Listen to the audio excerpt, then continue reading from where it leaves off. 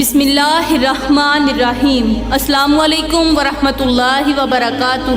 میری پیاری اسلامی بہنوں، آج میں آپ لوگوں کو یہ بتاؤں گی کہ عورتوں مردوں کے کون سے ایسے کام ہیں، کون سے ایسے عمل ہیں جو گھر کو اجاڑ کے رکھ دیتے ہیں۔ میری پیاری بہنوں، ایک شخص حضرت امام جعفر صادق رضی اللہ تعالی عنہ کی خدمت میں روتا ہوا اپنی فریاد لے کر حاضر ہوا، اے نواسۂ رسول، میرا گھر جہنم کے گھڑوں میں سے ایک گھڑا بن گیا ہے۔ اللہ جانے مجھ سے ایسی کون سی کوتاہی ہو گئی کہ جس کی وجہ سے اللہ تعالیٰ مجھ پر اتنا بڑا عذاب نازل کر رہا ہے کہ میرا ہنستا بستا گھر میری آنکھوں کے سامنے اجڑتا چلا جا رہا ہے۔ اے نواسۂ رسول، میں نے نیک اور پارسا عورت سے شادی کی، وہ گناہوں سے سخت نفرت کرتی ہے، ان سب کے باوجود بھی میرا گھر دن بدن تباہ ہوتا چلا جا رہا ہے۔ اس کی یہ دکھ بھری فریاد سننے کے بعد حضرت امام جعفر صادق رضی اللہ تعالی عنہ نے فرمایا،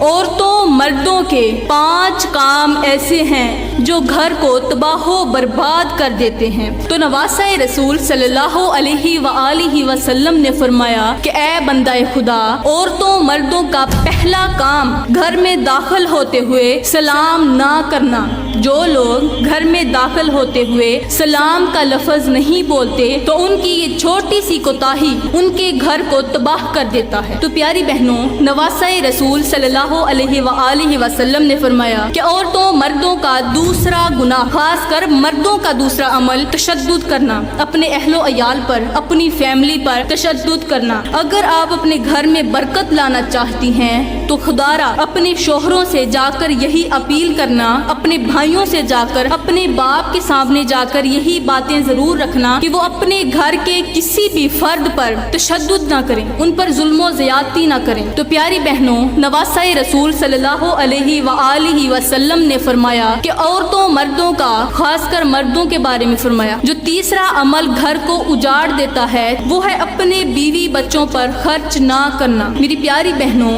آج ہم جس معاشرے میں زندگی گزار رہے ہیں اس معاشرے میں برائی کا تناسب اچھائی کی نسبت زیادہ ہے، مطلب برائیاں زیادہ پائی جاتی ہیں، اور ان برائیوں میں سے ایک برائی یہ بھی ہے جو میرے معاشرے میں بہت زیادہ پائی جاتی ہے کہ اکثر اوقات حق والوں کو ان کا حق نہیں دیا جاتا۔ تو ایسے لوگوں کے لیے میرے نبی کی ایک میٹھی سی حدیث وہ قابل عمل ہے۔ آپ نے فرمایا کہ تم میں سے بہترین شخص وہ ہے جو اپنے گھر والوں کے لیے بہتر ہے۔ تو میری پیاری بہنوں، والد کے مال کے صحیح حقدار اس کے بیوی اور بچے ہوتے ہیں۔ تو جو لوگ اپنے بیوی بچوں کی ضروریات کا خیال نہیں رکھتے تو اللہ تعالیٰ ایسے لوگوں سے ناراض ہو جاتا ہے۔ پیاری بہنوں، نواسۂ رسول حضرت امام جعفر صادق رضی اللہ تعالی عنہ نے فرمایا کہ چوتھا عمل جو گھر کو اجاڑ دیتا ہے وہ ہے بیوی کی طرف سے پیار نہ ملنا۔ آپ اپنی بیوی کو جب ناراض کر دیتے ہیں تو جب ٹیڑھی پسلی سے پیدا کی گئی بیوی کو آپ ناراض کرتے ہیں تو وہ بیوی کبھی بھی آپ کو سکون چین کی سانس نہیں لینے دیتی، جس کی وجہ سے آپ کا گھر اجڑ جاتا ہے۔ میرے نبی نے فرمایا